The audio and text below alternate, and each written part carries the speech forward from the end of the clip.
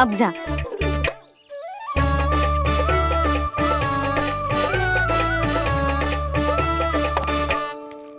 आज तो जाना ही पड़ेगा।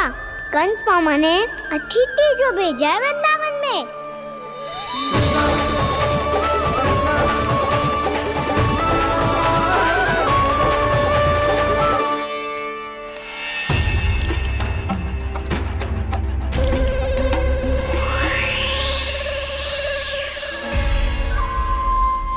अरे व्यापारी जी, फिर आ गए तुम?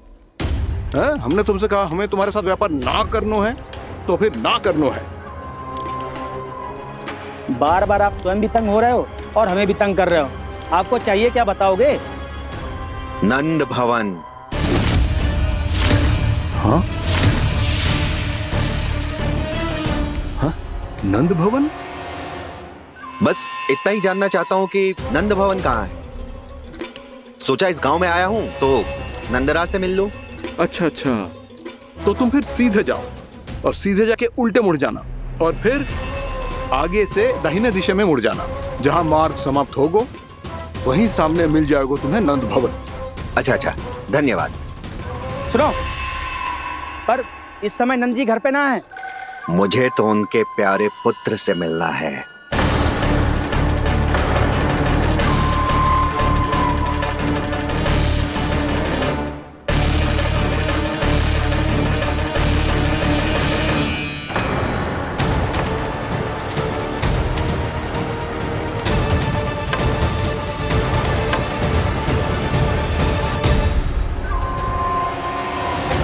लल्ला से भला क्यों मिलना है? सच्ची सच्ची बताओ, कौन हो तुम?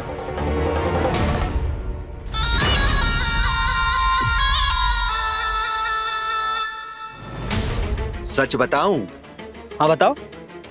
हम वृंदावन वाले हैं। ना तो असत्य बोलना प्रिय है, ना सुनना।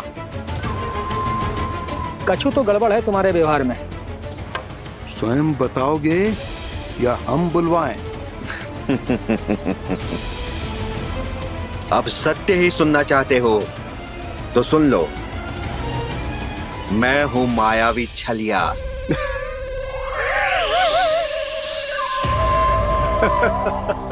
छलिया और तुम?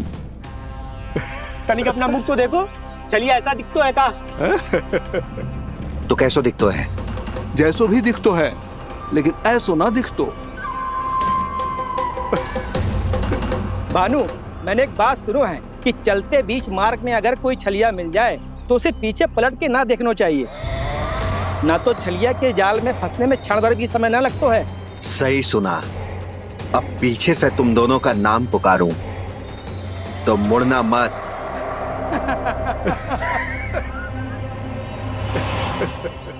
चल बंसी चल, नहीं तो ये छलिया जी हंसा हंसा के प्राण निकाल देगो।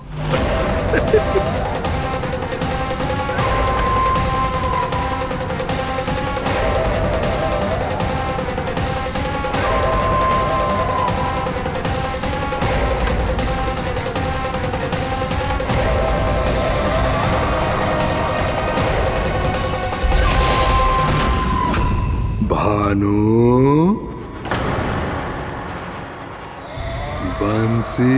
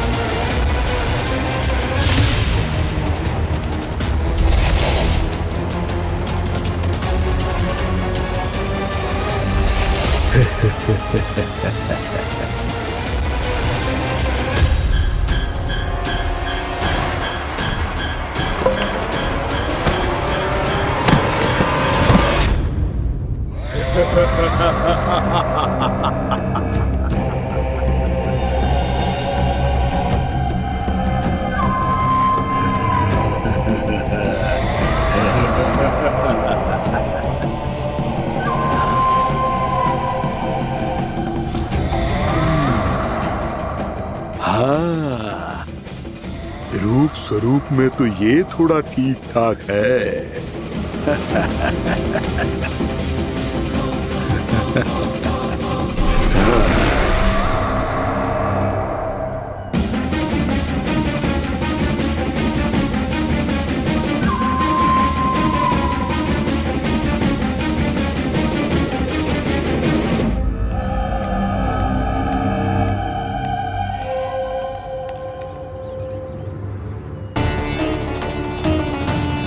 ये तो गाँव की ओर जा रहा है। गाँव वालों के प्राण संकट में पड़ जाएंगे। अरे शीघ्र करो, तुम सबके कारण पहले ही विलंब हो गया है आज। हाँ, मैं भी यही सोच रही थी, कहीं खाना गोचारण के लिए न चला गए हो। नाना मौसी ऐसे ना बोलो। हाँ तो फिर किसी दिन किसी कार्य में मन ना लगेगा।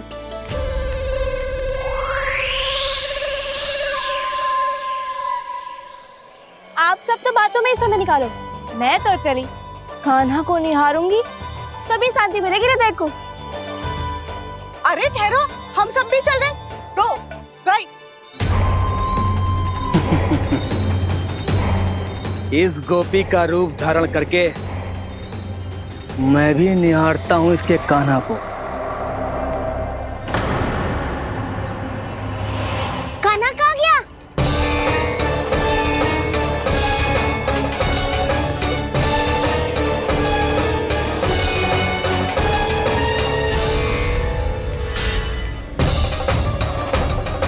जानकी,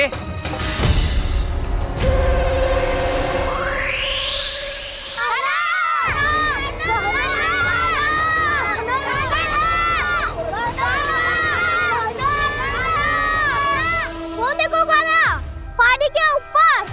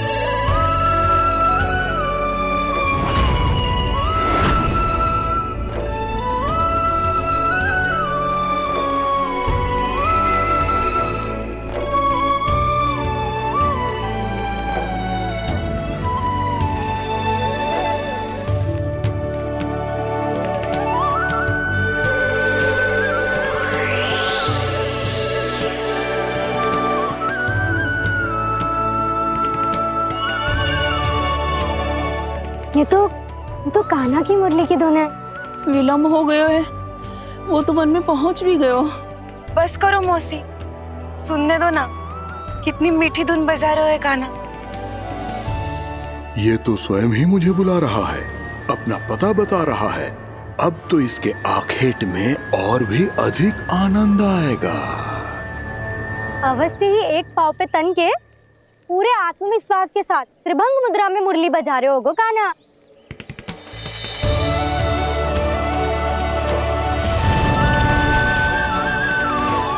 हाय, कितना सुरीला बजाता है।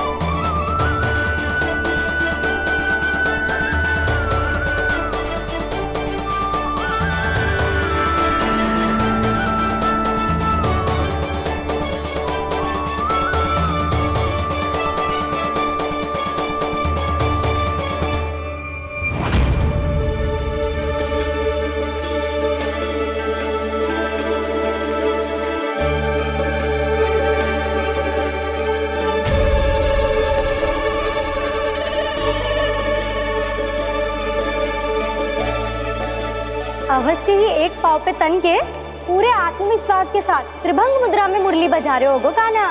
यहाँ तो सभी बालक एक पांव पर खड़े हैं, तो फिर इनमें से कृष्ण कौन है? अद्भुत प्रभु, जो छलिया सारे संसार को अपने छलावे में फंसाता है, आज आपने उसे ही फंसा दिया।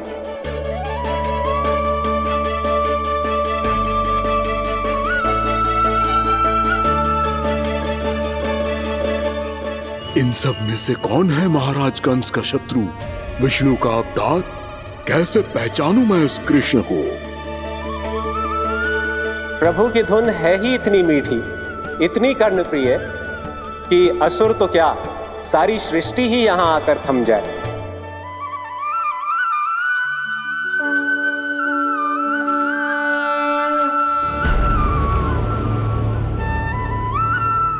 कहीं ये तो नहीं है वो मेरा शिकार, विष्णु अवतार?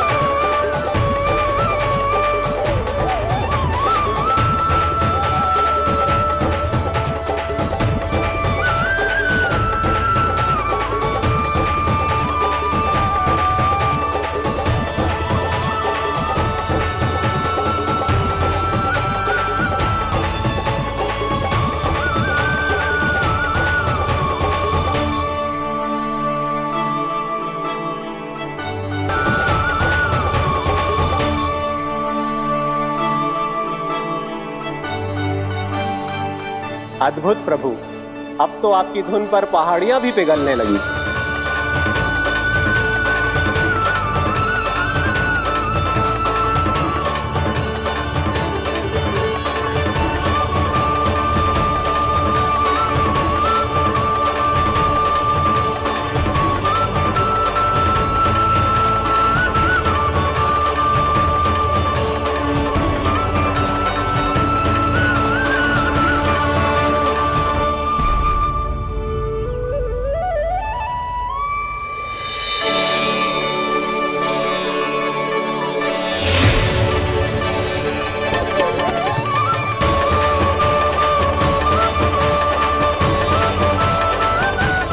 देखते ही देखते पूरी पहाड़ी बावरियल होकर पिघलने लगी है।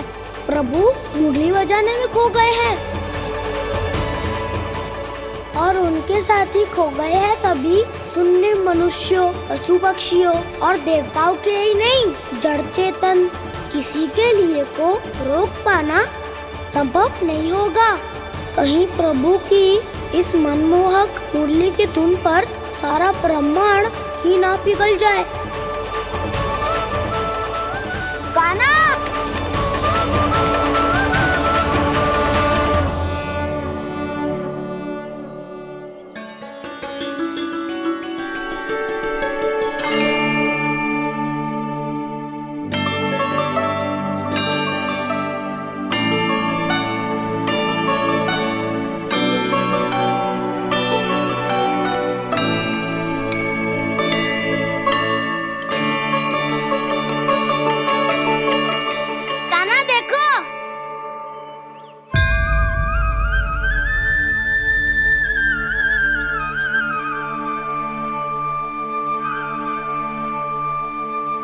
या तो आपके चरण का चिन्ह बन गया है प्रभु। अपने भक्तों के हित के लिए मेरी बस एक ही इच्छा है, ऐसी चिन्ह मेरे हर भक्त के हृदय पर हो। आपके पद चिन्ह तो सदैव से ही आपके भक्तों के हृदय पर छपे हुए हैं प्रभु, पर इस पहाड़ी ने भी अब इसे अपने मन में बसा लिया है, तो युगों युगों तक इस पहाड़ी को चरण पहाड़ी के नाम से जाना जाएगा। तो युगों युगों तक इस पहाड़ी को चरण पहाड़ी के नाम से जाना जाएगा। तो युगों युगों तक इस पहाड़ी को चरण पहाड़ी के नाम से जाना जाएगा।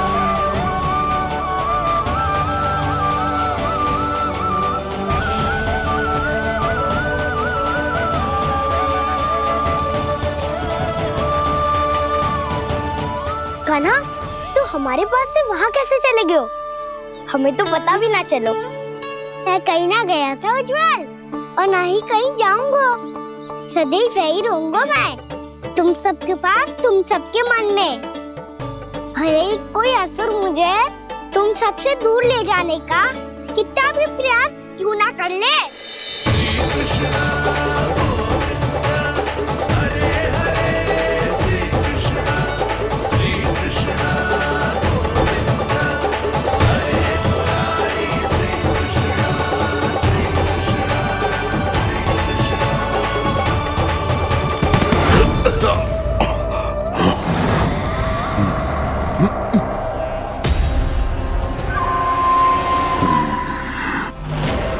भले ही कितनी भी लीला क्यों न रच ले वो, आज उस छलिया कहलाने वाले विष्णु का सामना सच्चे छलिया से होगा।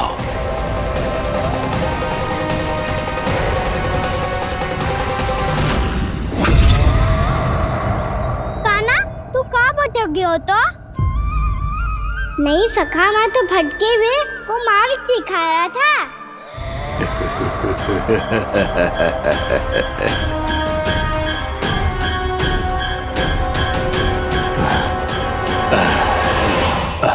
फिर से कहीं मत चले जाइयो, बहुत कठिनाई से फिर से तेरा साथ मिलो है हमें। कान्हा, तो इतने दिन बाद आए हो हैं, आज हम केवल गैया ना चराएंगे, कछु आनंद भी लेंगे आज। कैसो आनंद? मैंने मारा और गैया चरा के वह दूल्हे से पहले ही सीधे सीधे सब घर सोलो। वैसे भी वन में बहुत भय लगता है मुझे, क्योंकि किस बात का भय? इतनी शीघ्र बोल गए। अभी कुछ दिन पहले ही तो उस असुर और देवता में कितने भीषण युद्ध हुआ था। हाँ, हम शीघ्र घर जाएंगे।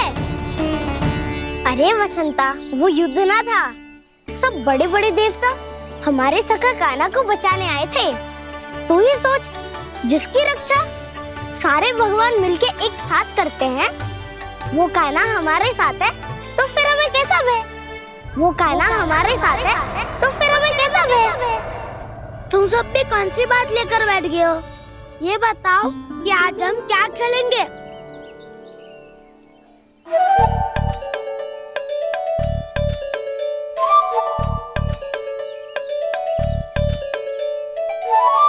चोर प्रहरी खेले। चोर प्रहरी?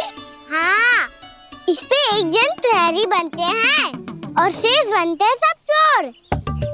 और चोर का कार्य होगा भागना और छुपना, और प्रहरी का कार्य होगा चोर को पकड़ लेना। अरे वाह कान्हा, क्या खेल बताया है। इसमें तो बहुत आनंद आएगा। ये खेल भले ही तुम सब खेलोगे बालकों, पर आनंद तो मैं ही लूंगा।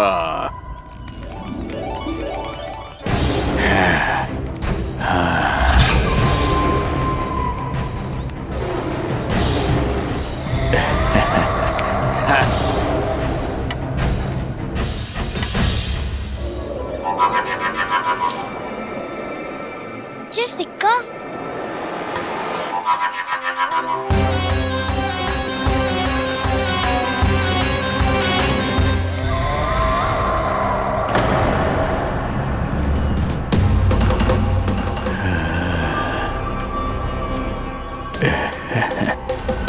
कौन है तुम? छलिया, मायावी छलिया।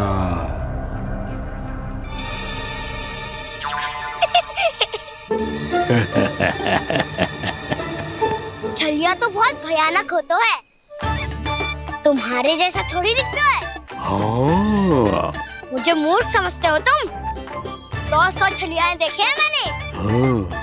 पर मैं उनसे ना घबराता हूँ, उनको मुझसे भय लगता है।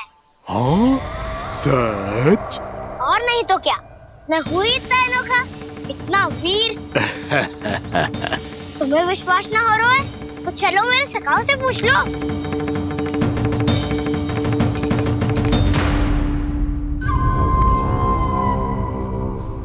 वहाँ क्या देख रहे हो? इधर देखो उज्जवल।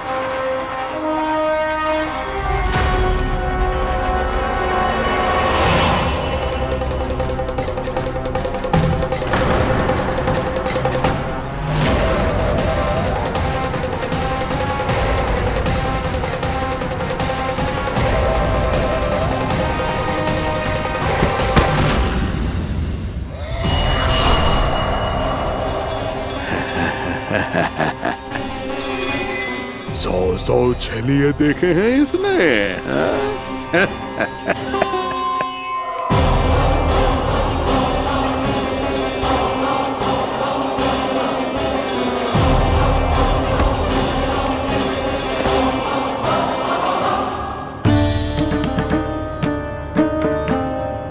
किसे देख रही हूँ कान्हा? उज्जवल को। कहाँ चले गया वो?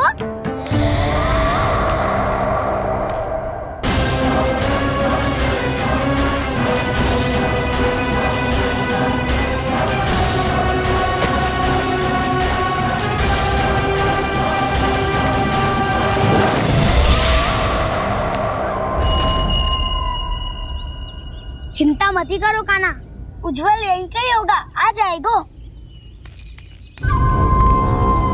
क्या हो गया कान्हा? तूने कही थी ना कि हम चोर प्रहरी खेलेंगे, तो खेल क्यों ना रहो? तुम्हारी प्रतीक्षा कर रहे थे। वैसे तुम कहाँ रह गए थे?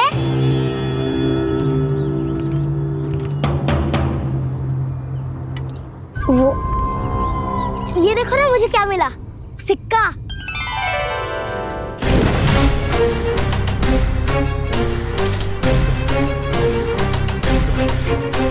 दीदी दिखा दिखा। ना ना, ऐसे ना, जे सिक्का मैं उछालूंगा और जिसके हाथ में आया वो बनेगा प्रहरी और अन्य सब चोर। शिकार है। यदि मैं प्रहरी बन गया तो बहुत सरलता से इस कृष्ण को पकड़कर गुफा में ले जाऊंगा और वहीं इसकी हत्या कर दूंगा। इसे इसके ही यंत्र में फंसाना होगा मुझे।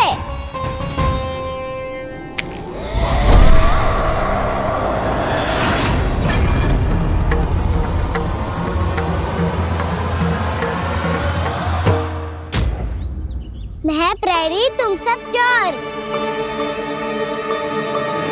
कोई बात नहीं कृष्ण, अब इस उज्जवल की तरह पहले तुम्हारे सारे सखाओं को फंसाऊंगा मैं और फिर ले जाऊंगा तुम्हें।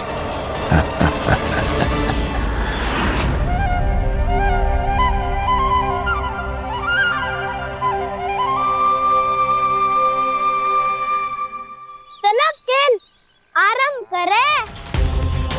कान्हा तो हमें पकड़ना। आंखें बंद कर कान्हा।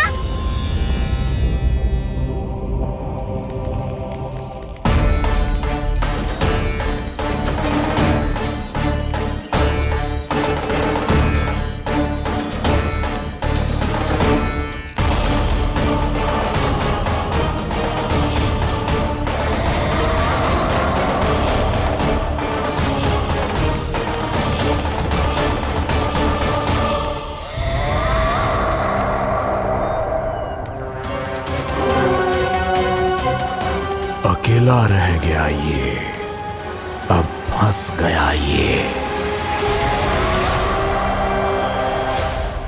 सुबल।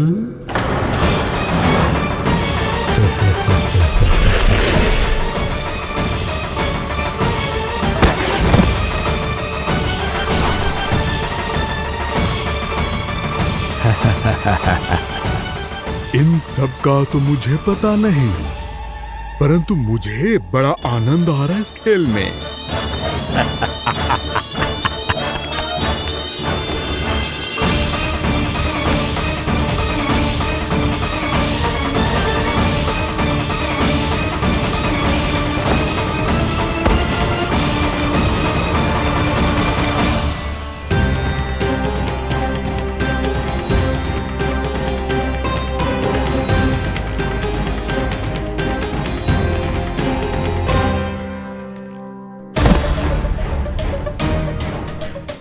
बसंता,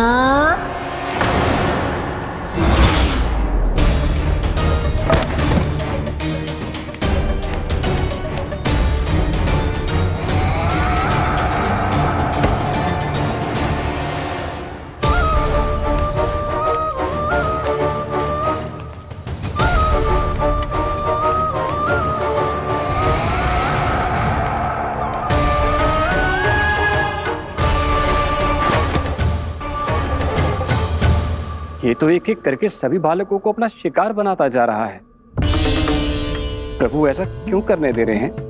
प्रभु की हर लीला का कोई ना कोई उद्देश्य होता है। यदि वो इस असुर को इन निर्दोष बालकों पर अत्याचार करने से नहीं रोक रहे हैं तो इसका भी कोई ना कोई कारण अवश्य होगा।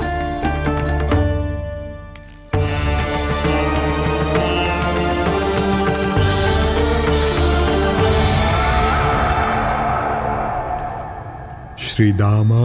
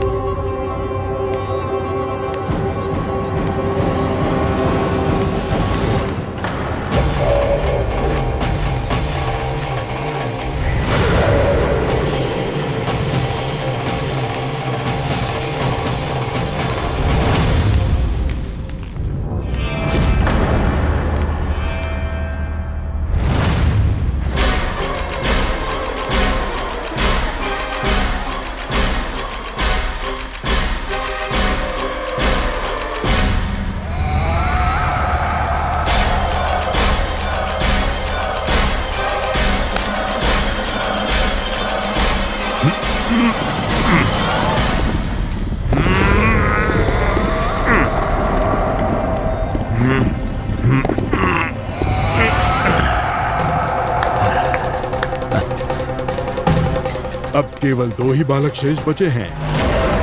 दोनों को पकड़कर ये खेल ही समाप्त कर दूंगा।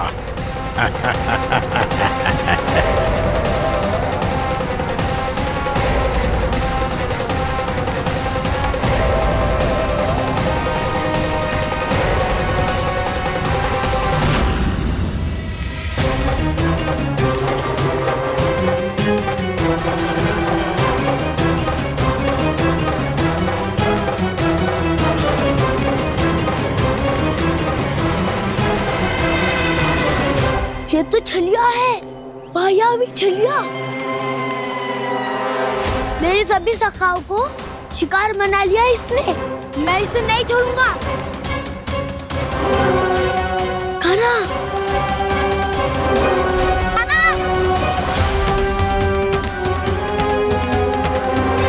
कान्हा, कान्हा।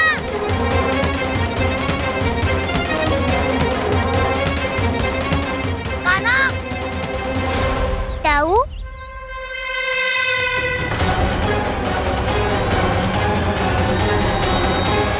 छलिया हो तुमने मेरे सखाओं का अपहरण किया है। मैं छलिया ना हूँ मैं तो आपका छोटा भाई हूँ, आपका कान्हा। मैंने सब कुछ अपनी आंखों से देखा है। बस तुम छलिया ही हो। रूप बदल बदल कर मेरे सखाओं का अपहरण कर रहे हो। ये क्या कह रहे हो दाऊ? आप ही मुझे नहीं पहचानोगे तो कौन पहचानेगा? कान्हा, ये नहीं, मैं हूँ वास्तविक बलराम, तुम्हारा दाऊ।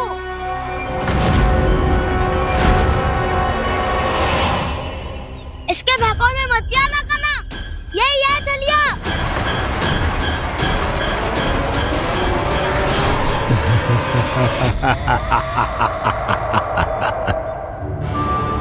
बुद्धिमान बालक, केवल तुमने ही पहली बार में माना है कि मैं ही वास्तविक छलिया हूँ। पर हम तुम इसी क्षण हमारे सखाओं को मुक्त कर दो। अच्छा, यदि इतना ही क्रोध आ रहा है तो जाओ, छुड़ा लो अपने सखाओं को।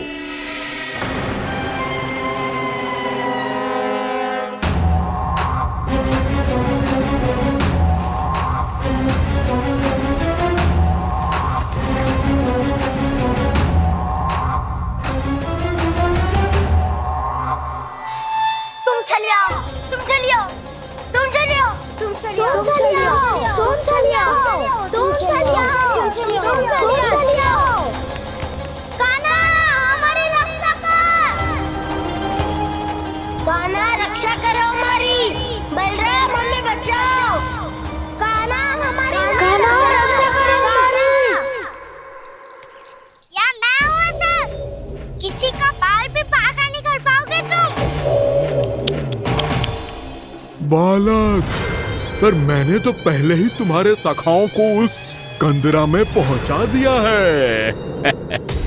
बेचारे इस समय घबरा के रो रहे होंगे, सहायता की भिक्षा मांग रहे होंगे। जानते हो तुम उन सबका अपहरण क्यों कर पाए? क्योंकि मैंने तुम्हें कर नहीं दिया, ताकि मुझे तुम्हारा सामना करने के लिए एकांत मिल सके। अच्छा। जाओ, आप जाके सखाओं को बचाओ। दुष्ट के लिए मैं पर्याप्त हूँ।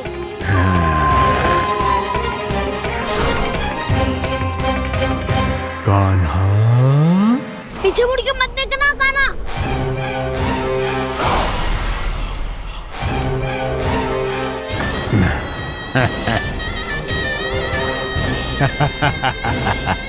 अपने सखाओं की तरह अब तुम भी फंस गए कृष्ण। अच्छी कलाकारी कर लेते हो रावणासुर। किससे सिखाया ऐसा स्वांग करना? स्वांग नहीं, माया है ये विद्या मैंने अपने पिताश्री से सीखी है। माया के महान आचार्य मायासुर।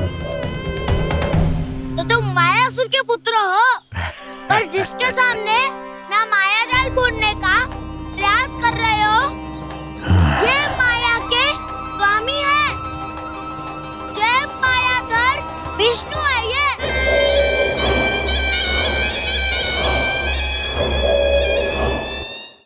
जिसके सामने माया जाल बुनने का प्रयास कर रहे हो, ये माया के स्वामी है। ये मायाधर विष्णु है। ये अच्छा, तो होते रहे। मैं तो इनकी हत्या करने आया हूँ और हत्या करके ही जाऊंगा। जाओ, आप सखाओं को बचाओ, मैं इनका सामना कर लूंगा। पर कान्हा, अभी आप ही ने तो कहा था माया का स्वामी हूँ मैं।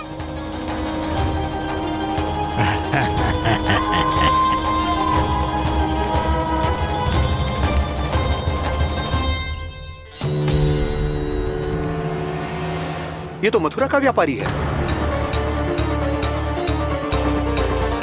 इसको अर्थ वो जो था वो सच में छलिया हो तो कहीं वो नंदभवन तो ना पहुंच गओ। हमें शीघ्र ही गांव जाना पड़ेगा और सबको सावधान करना पड़ेगा। चल।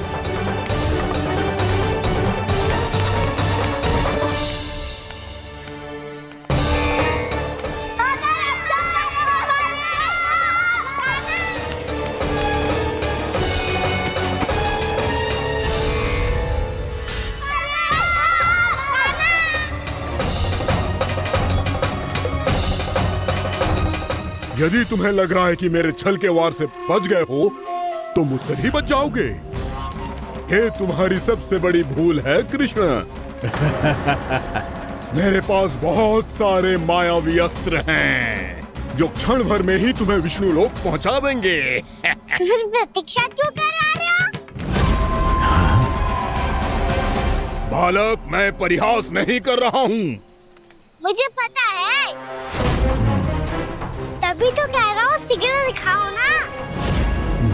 मुझे तुम्हारे सारे मायावी अस्त्र देखने हैं। कैसे बालक हो तुम? मैं यहाँ खेल दिखाने नहीं आया हूँ। तो सवेर व्रत क्यों कर रहे हो ब्रह्मासुर? जो करने आए हो वही करो ना। अब देखो कैसे तुम्हारे प्राण एक ही वार में इस देह का साथ छोड़कर उड़ जाएंगे। मेरी मायावी अग्नि तुम्हारे भोले भाले से इस मुख को जलाकर भस्म कर देगी।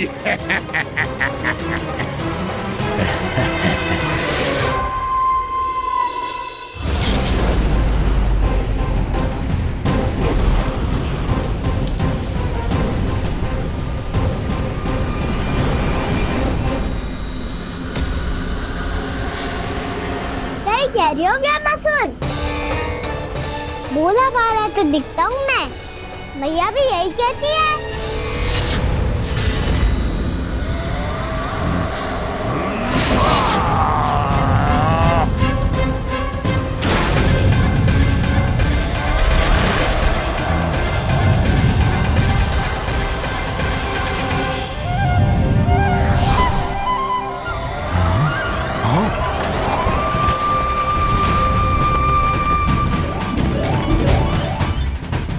आसन को उपहार देने के लिए बहुत बहुत धन्यवाद ब्रह्मासुर। बहुत समय से खड़े खड़े थक गया था मैं।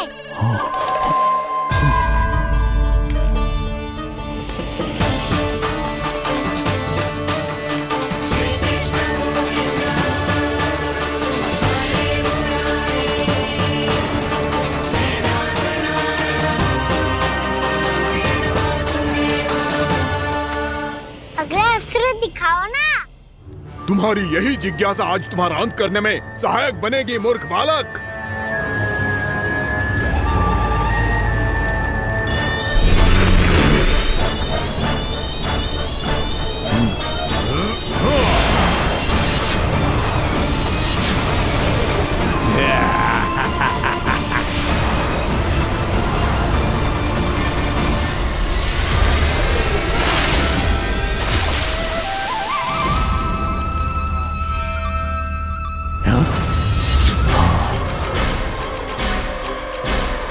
अच्छा, पर प्रक्षालन करना चाहती थे तो पहले क्यों नहीं बताया?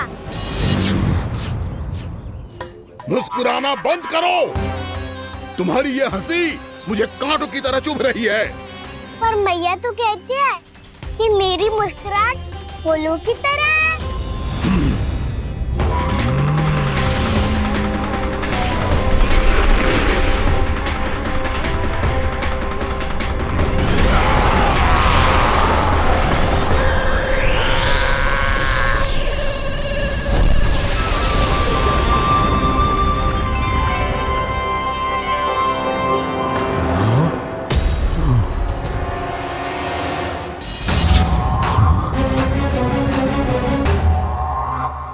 था ना मेरी मुस्कुराहट बिल्कुल इन्हीं फूलों की तरह है। और तुम कर क्या रहे हो ब्रह्मासुर?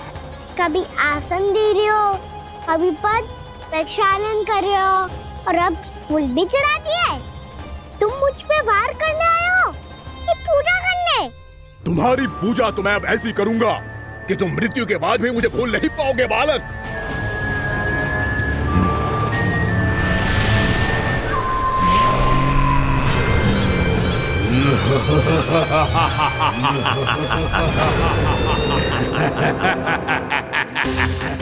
कान्हा, ये चट्टान तो मुझसे हिल ही ना रही।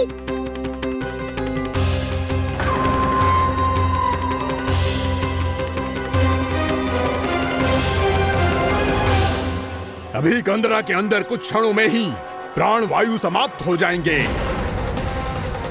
तुम्हारे सारे सखा एक एक कर अपने प्राण त्याग देंगे और तुम्हारा वध करूंगा मैं।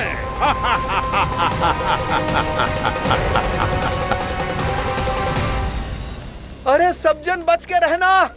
छलिया आया हुआ है वृंदावन में। अरे छलिया आ गया है। वृंदावन में मायावी छलिया। अरे क्या हुआ? कौन छलिया? मायावी छलिया, सबको छलता है वो। हाँ, कुछ भी कर सके है वो। बहुत भयानक। अरे भानु, ठहर जरा, क्या हुआ? बहुत भयानक है वो, बच के रहना सब लोग।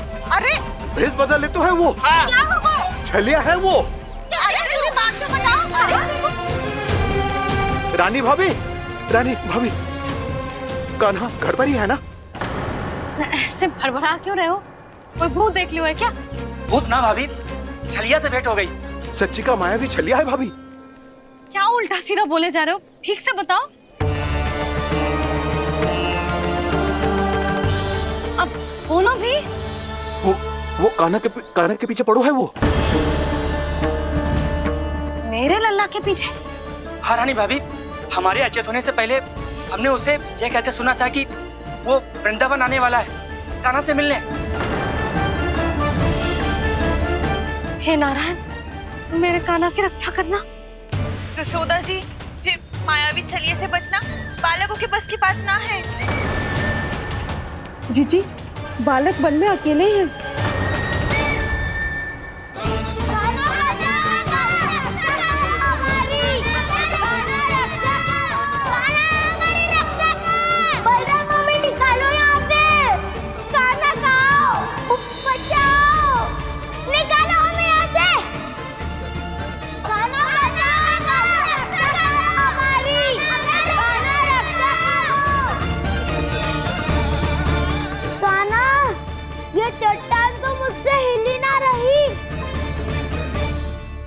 यदि मैं माया का स्वामी हूँ तो आप भी बल के स्वामी हो। ताऊ, अपनी क्षमता, अपना सामर्थ्य स्मरण करो।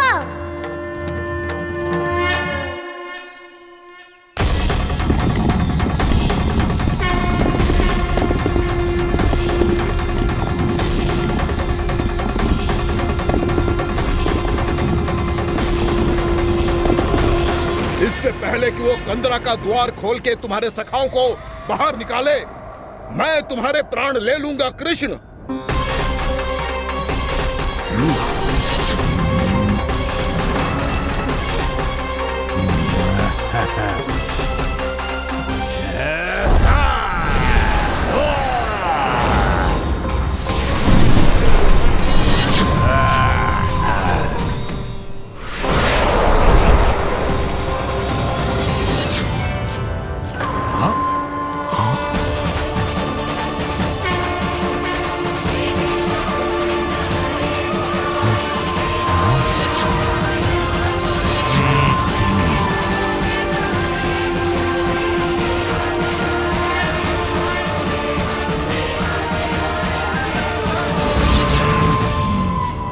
कितनी पूजा करोगे ब्रह्मासुर?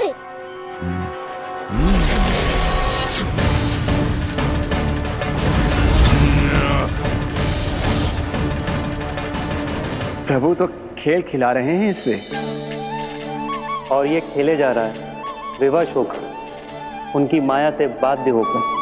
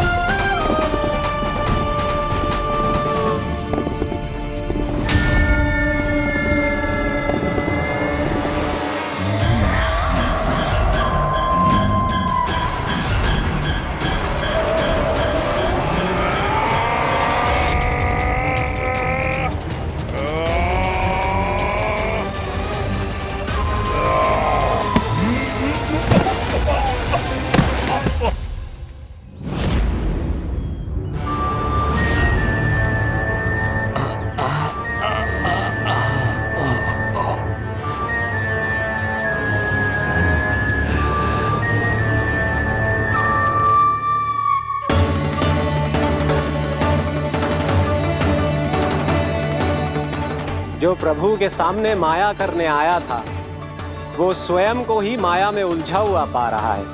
नारायण नारायण। लो, अब तो तुमने दंडवत प्रणाम भी कर लिया, माया भी कथा भी उपहार में दे दी। तुम चाहते क्या हो ब्रह्मासुर? मेरी शरण में आना है क्या?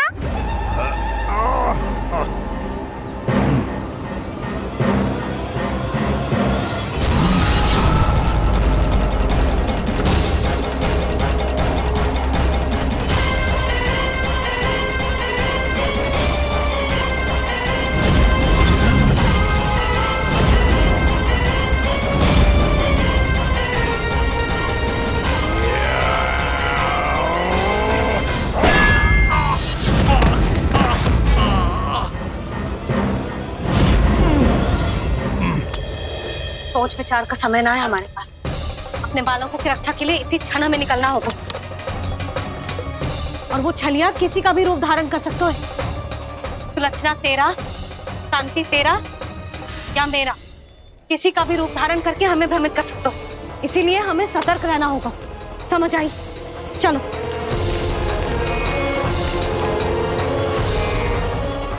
अभी भी समय है रामासुर, समझ जाओ। यदि मैया आ गई तो बात गड़बड़ हो जाएगी।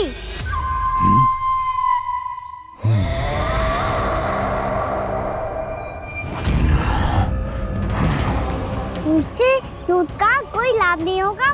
रामासुर, स्मरण करो तुम कौन हो। मायासुर का पुत्र हूँ मैं, अपने स्वामी महाराज कंस का सेवक हूँ, और तुम्हारा हूँ मैं काल।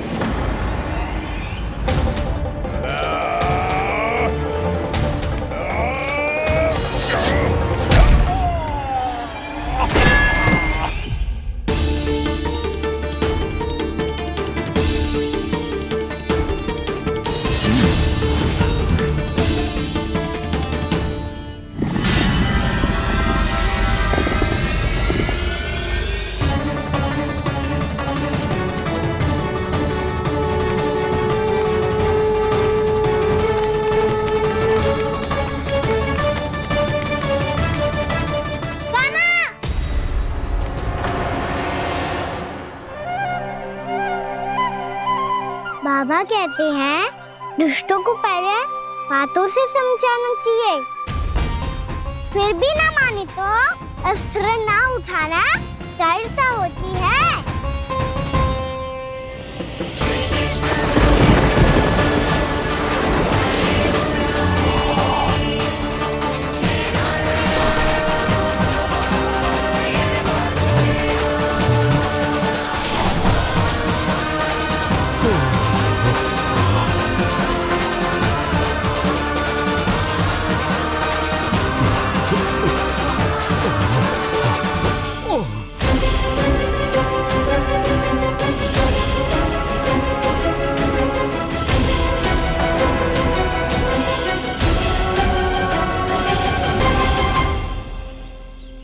पता था मुझे, अपने बाबा के स्वरूप को हानि नहीं पहुंचाओगे। सही कही तुमने। पिता की छवि ही पिता के समान भी आनंदीय होती है। रामासुर, रामासुर। ये मैं अपने वास्तविक रूप में कैसे आ गया?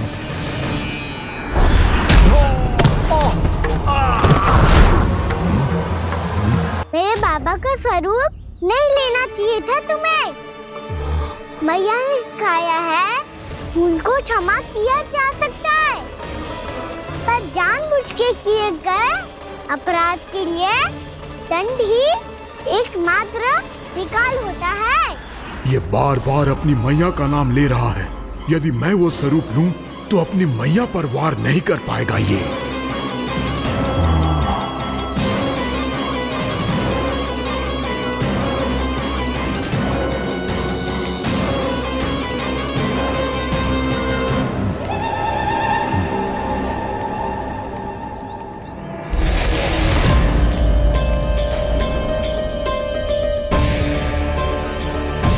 लल्ला,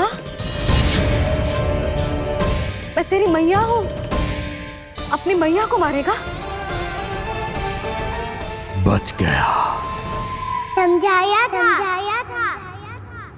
पर तुमने एक बार फिर से मूर्खता कर ही दी। इस पर तुमने पहले से भी बड़ी और पहले से भी भयंकर भूल किया रामासुर।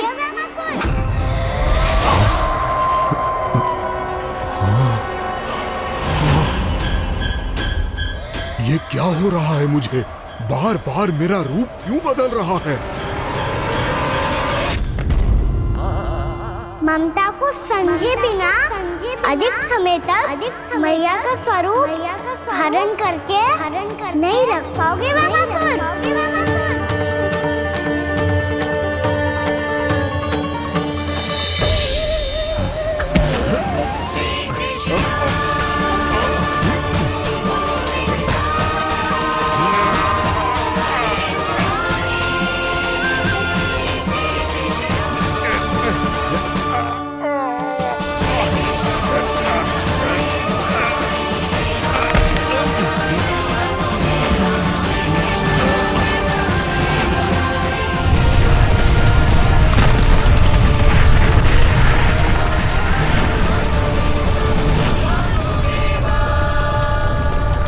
प्रभु के क्रोध से धरती भी कांपने लगी है।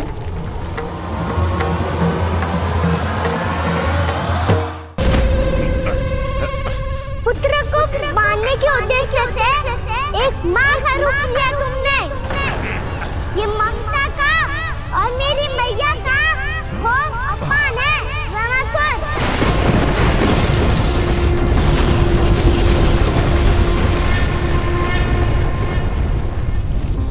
इससे पहले इस असुर के कारण निर्दोष प्राणियों का कोई अहित हो, मुझे कुछ करना होगा।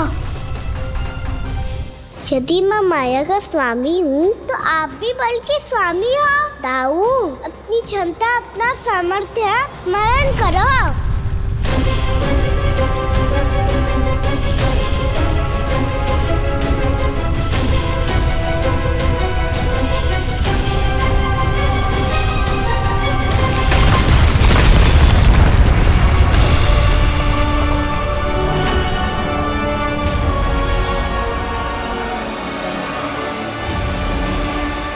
अद्भुत बलदाऊ, अद्भुत।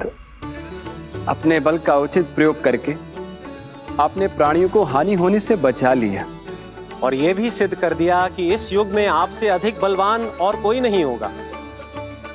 आज से आप बलदेव के नाम से भी जाने जाएंगे। आज से आप बलदेव के नाम से भी जाने जाएंगे। आपके चरणों का ये चिन्ह युगों युगों तक आपके बल की कथा कहता रहेगा। बलराम का चरण चिन्ह।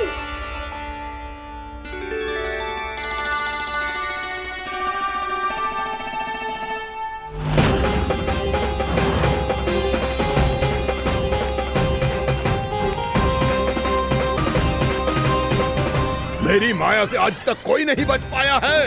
एक बार मुझे छोड़कर देखो, फिर पता चलेगा कि मैं हूँ कौन। पहले ये तो देख लो कि मैं कौन हूँ।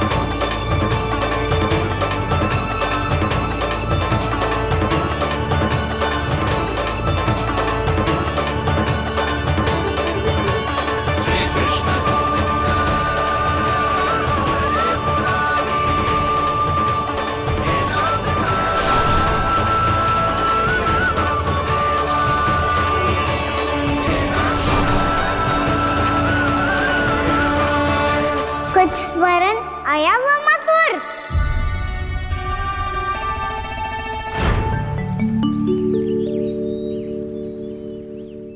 बहुत समय पहले की बात है।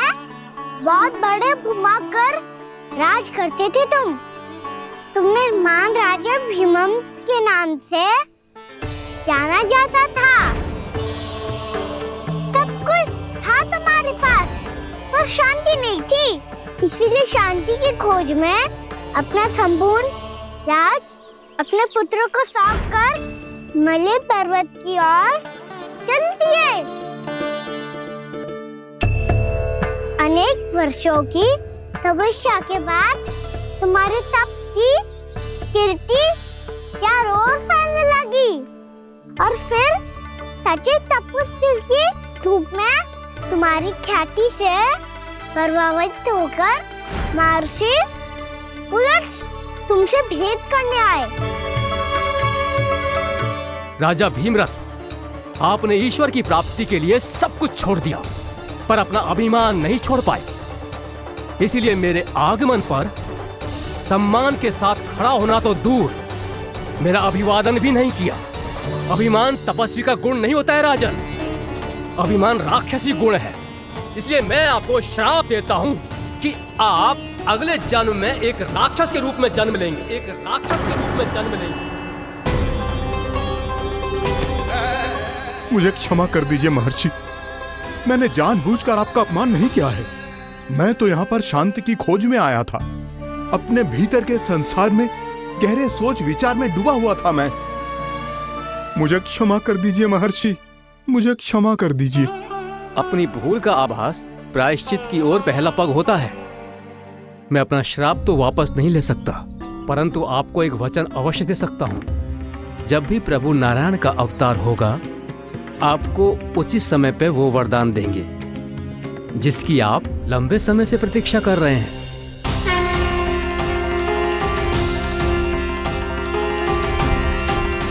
प्रभु, आपने मेरी आंखें खोल दी। अब मुझे पता चल गया है कि आप कौन हैं और मैं कौन हूं। इसलिए आप मुझ पर कृपा करके अपने चरणों में स्थान दे दीजिए। मुझे वो शांति प्रदान कीजिए जिसकी खोज में मैं वर्षों से भटक रहा हूँ। शांति तो मोक्ष में ही है, इसीलिए मैं तुम्हें मोक्ष का वरदान देता हूँ।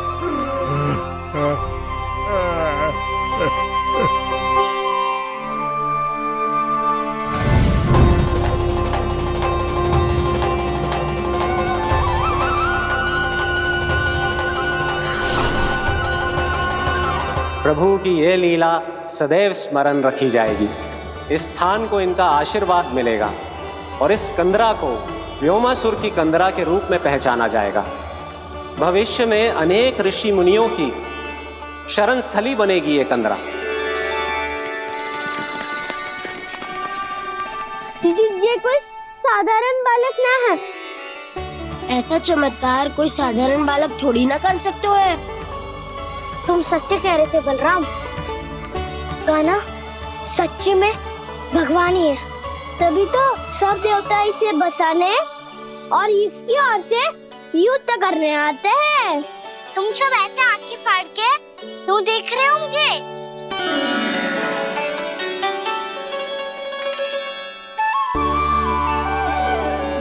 बलराम, तुम बलवान हो और कान्हा भगवान है।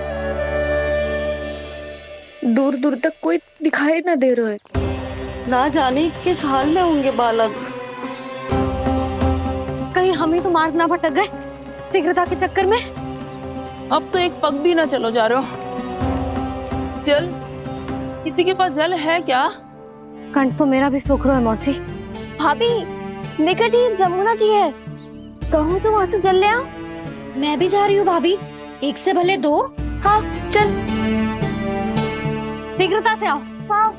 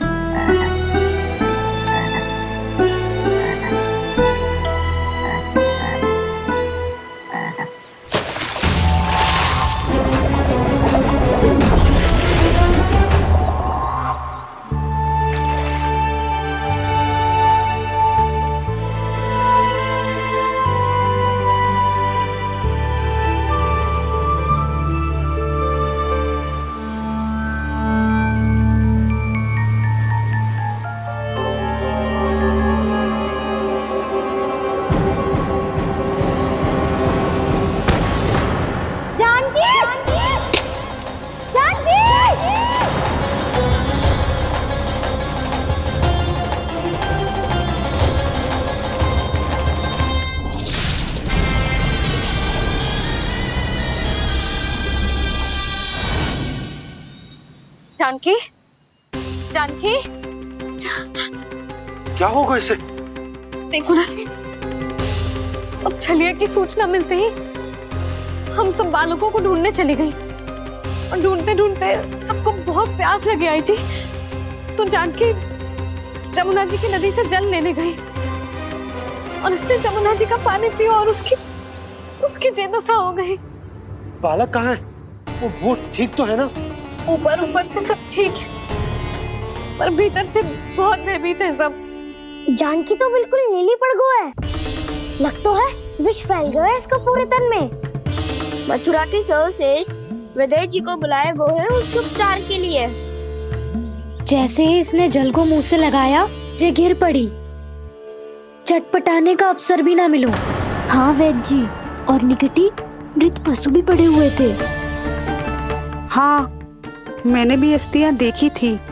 इसका तो यही अर्थ हो सकता है कि समस्या वहाँ के जल में ही हो। वैद्य जी, आप रोगी की नाड़ी पे ध्यान दो ना। जे गोपिया क्या कह रही है उसे सुनने की आवश्यकता ना है। जब तक विष के कारण का पता नहीं चल जाता, हम उपचार कैसे कर सकते हैं रानी जी? जी, वो निकट ही यमुना जी में एक विशेष क्षेत्र है। ये सब उसी के जल की बात कर रही है। तब तो ऐसा भी हो सकता है कि किसी विषैले सर्प के काटने का प्रभाव हो। पर सर्प के काटने का चिन्ह ना है उसके तन पे। सर्प जब काटता है तब उसके दांत के चिन्ह बन जाते हैं। मुझे पता है, बड़े बड़े सर्प को काटते हुए देखो है मैंने। एक दिन अब बस कर उज्जवल, ये बड़ी बड़ी हाँकने का समय ना है।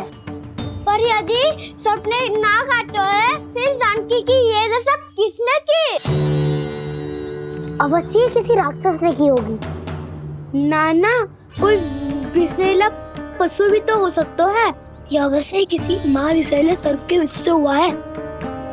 सर्प ने भले ना काटा हो, लेकिन यह अवश्य ही किसी महाविषैले सर्प के विष के कारण हुआ है। कालिया नाग। कालिया नाग?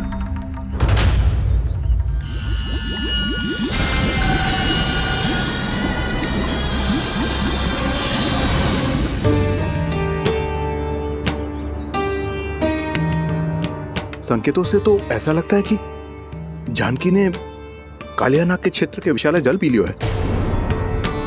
कालिया नाग एक लोक श्रुति है, कल्पना में गढ़ी हुई एक कथा, और कछु न है। हमें जाके पता लगाना पड़ेगा। पर हमें वहां जाने से मना किया है ना बड़ों ने। उज्जवल सही कह रहे हो है। इस समय जानकी के स्वास्थ्य से अधिक महत्वपूर्ण और कछु ना है। जानकी हमारे लिए ही जलाने गई थी जी। ना मैं उसे जाने देती ना जैसा वो तो। वैद्य जी, आप शीघ्र कछु करो, कैसे भी कछु भी करो, पर इसके प्राण बचा लो। यशोदा, धैर्य रखो, श्री नारायण पर विश्वास रखो, वो सब ठीक कर देंगे।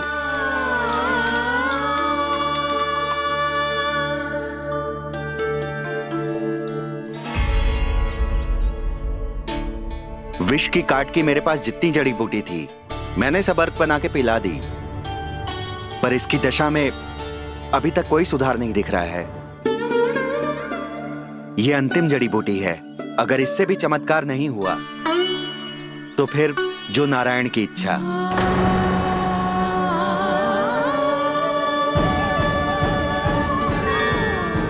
पर कोई तो उपाय होगा जानकी को बचाने का। कान्हा, यदि तुझे किसी औषधि के बारे में पता है, हमें बता दे, हम जाके ले आएंगे।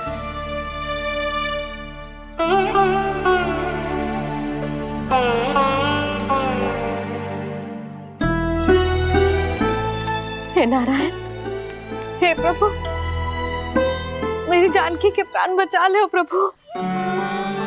या तो मैं अपने आप को कभी क्षमा न कर पाऊंगी। ये सारी मेरे ही कारण बनाई थी। उसकी रक्षा करो प्रभु, मेरी पुकार सुनो। कान्हा, तूने हमें वत्सासुर से बचाया था ना? और बकासुर से भी तो। और छलवे से भी तो तूने ही बचाया था ना हमें। क्या ऐसा कोई उपाय ना है जानकी को बचाने का? धन्वंतरी,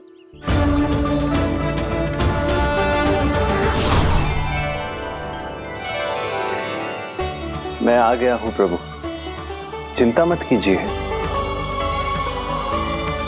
आपके आदेश का पालन अवश्य होगा। यशोदा मैया,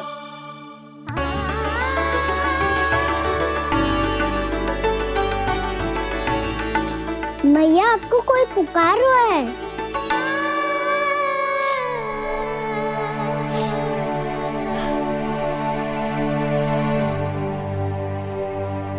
चिंता मत करो मैया, अब धन्वंतरी जी आ गए हैं, वो सब संभाल लेंगे।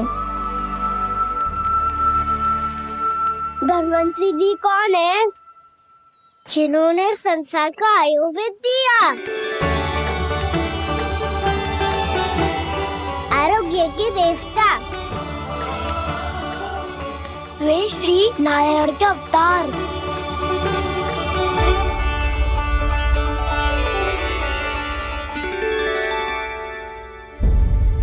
मुझे पता चला है कि आपको वेद की आवश्यकता है। हाँ हाँ, भीतर आइए।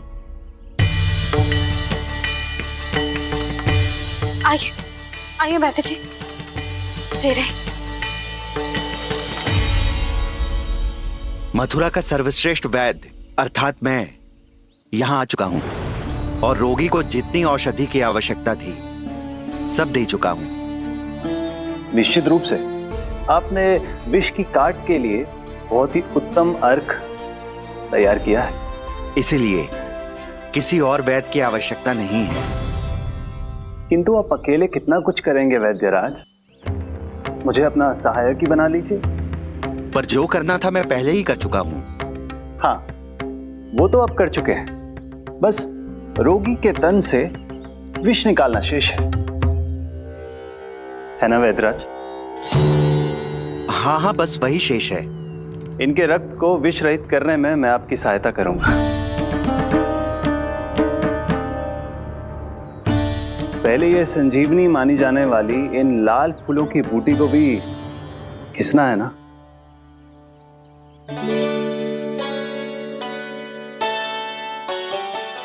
हाँ हाँ, तुम सही कह रहे हो, इसे अच्छे से घिसो।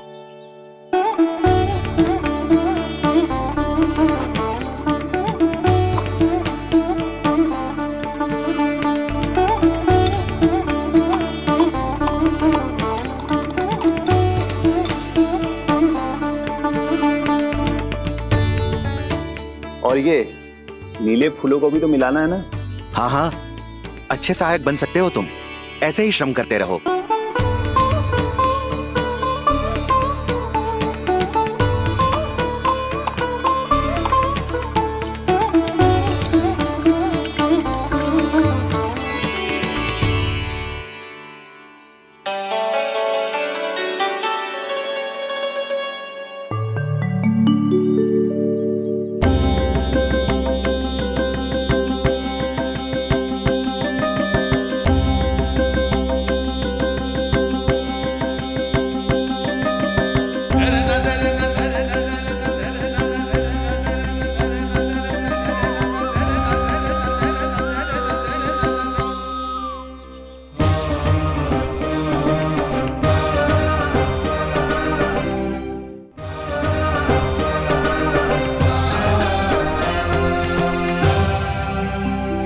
जानकी स्वस्थ हो जाएगी ना धन्वंतरी जी?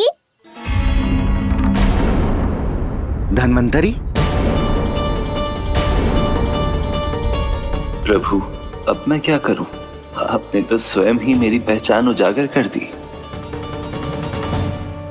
जी क्या करो कान्हा? आप सब ऐसे क्यों देख रहे हो? भैया कहती है ना, सभी वैद्य धन्वंतरी जी का ही रूप होते हैं। वाह कृष्णा, चतुर तो हो तुम। वैसे वास्तविक धन्वंतरी मैं हूँ, मेरा अर्थ है वास्तविक वैद्य मैं हूँ। ये तो मेरा सहायक है, मुझे पूरा विश्वास है बिल्कुल ठीक हो जाएगी। वैसे ही थोड़े ना मुझे मथुरा का सर्वश्रेष्ठ वैद्य कहते हैं लोग।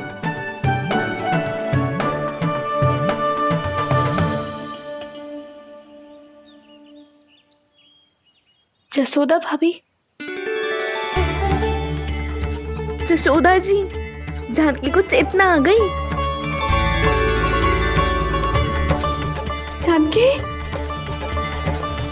जानकी, जानकी, तू ठीक है ना? क्षमा करना भाभी, मैं आपके लिए जल ना ला पाई, बस बहुत भूख लगी है। मैं अभी कछु लाती हूँ। जानकी माखन खाओगी?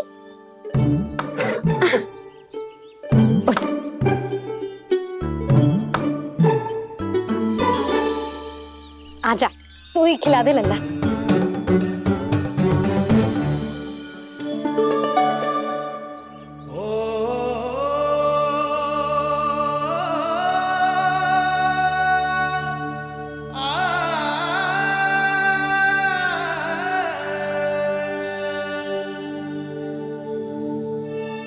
तुम सब मेरे लल्ला को माखन चोर कहती हो ना, आज देखो अपना ही माखन जानकी को खिला रहे हैं।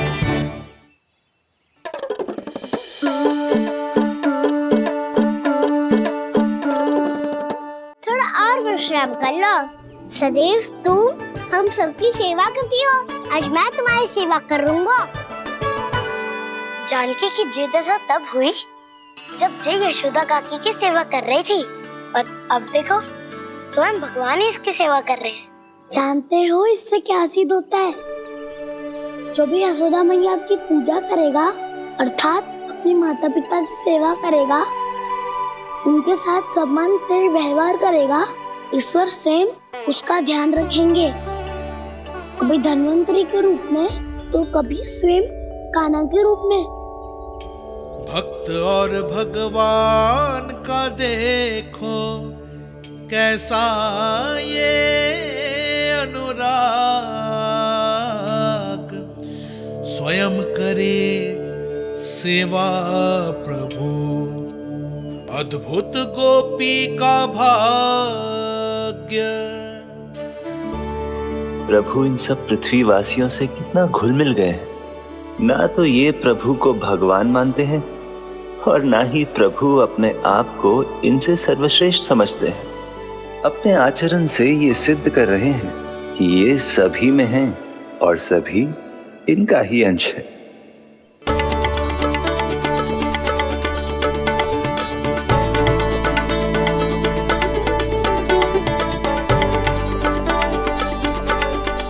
प्रभु, अब मुझे जाने की आज्ञा दीजिए।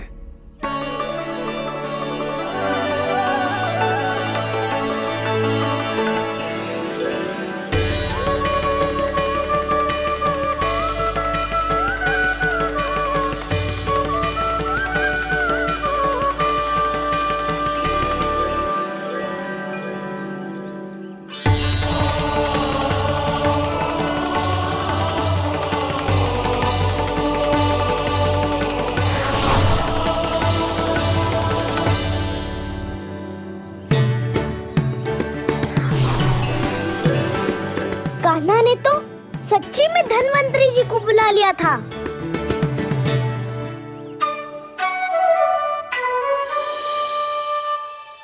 जब से कान्हा का जन्म हुआ है ना, मैं तब से देख रही हूँ, तब से हम पे कोई भी संकट आती है ना, तो अचानक से कोई अपरिचित हमारी सहायता करने आ जाता है,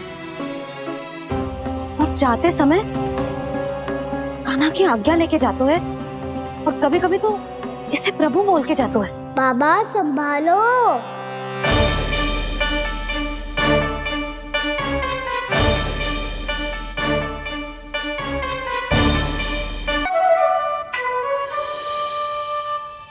जब से कान्हा का जन्म हुआ है ना, मैं तब से देख रही हूँ, तब से हम पे कोई भी संकट आती है ना, तो अचानक से कोई अपरिचित हमारी सहायता करने आ जाते हैं, और जाते समय कान्हा की आज्ञा लेके जाते हैं, और कभी कभी तो इसे प्रभु बोल के जाते हैं। बाबा संभालो। यशोदा, इस जानकी को चढ़ो है और विचित्र विचार तुम्हारे मन में है। अरे सब जानते हैं कि हमारा परिवार राजसी, तुम्हें पता ना चलते हो पर हमारे कान्हा को सब राजकुमार ही समझते हैं देखकर। इसीलिए उसे सम्मान देने के लिए सब ऐसा ही करते हैं, और कोई बात ना है।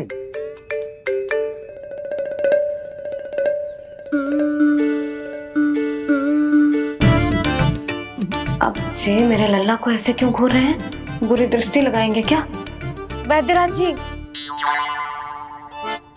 आपके सहायक तो गए, अब आप यहाँ क्यों हो? वो क्या है ना, मैं अपने रोगी का निरीक्षण करके पूरी तरह से संतुष्ट होकर ही जाता हूँ।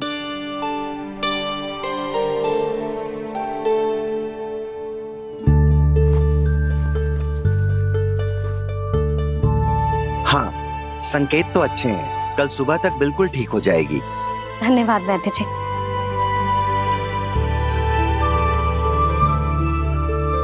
बस तो फिर हम कल पकड़न पकड़ाई खेलेंगे जानकी।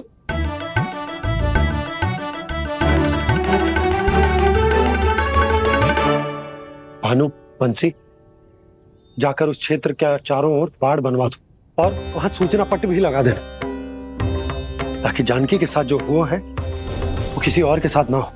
शीघ्र जाओ। जी ठीक है।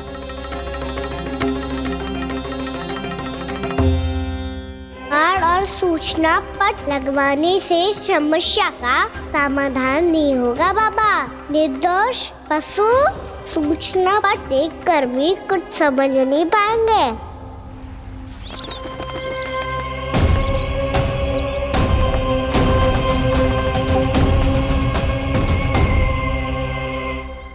तो तुम्हारे कहने का अर्थ यह है कि व्योमासुर मारा जा चुका है और वो बालक अब भी जीवित है। हाँ महाराज, मैंने गोप बालकों को कहते सुना था कि कृष्ण ने छलिया को मोक्ष दे दिया है, पर वृंदावन सुरक्षित नहीं है महाराज। वो एक बहुत बड़ी समस्या से जूझ रहे हैं। कैसी समस्या? गांव के निकट क्षेत्र में किसी विषैले सर्प का निवास है। उसके विष का प्रभाव इतना भयानक है महाराज, जैसे विष ना हो, स्वयं हलाहल हो। मेरी कोई भी औषधि रोगी का उपचार नहीं कर पा रही थी। निकट के क्षेत्र में कहां?